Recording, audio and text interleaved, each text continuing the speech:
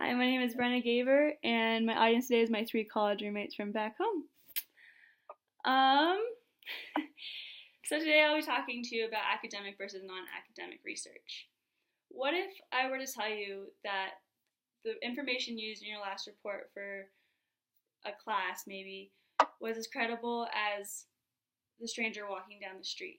As college students, we are all going to have to do research, both academic and non-academic, for future courses, if not already. And this assignment is a great example of one.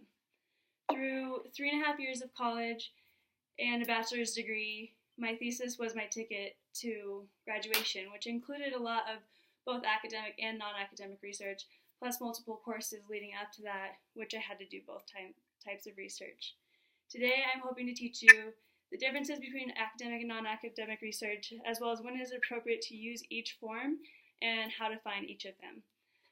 The difference between academic and non-academic research, which you may know as scholarly and non-scholarly sources, is that academic research is usually more credible, in which it's generally peer-reviewed, so that would be multiple professionals in the field reviewing, criticizing, and approving the information to be published, rather than just publishing it, which is more of a non-academic source where it's maybe an opinion or an experiment done by one person and then published, so it's not as credible. Where you would usually use academic research would be writing reports for a class, doing assignments like this informative speech, or publishing work possibly in the future. For non-academic sources, it's usually used in a persuasive argument, Socratic seminars, or debates. The way to find an academic source usually can be done through search engines such as Google Scholar or EBSCOhost or JSTOR, but not just Google, because when you go into those certain search engines like Google Scholar or JSTOR, you can click peer-reviewed or scholarly sources, which is really important because then it'll just filter out all the nonsense to give you just those academic sources. Whereas you could get non-academic sources through the news outlets, most media sites, and magazines. So those are mostly opinionated.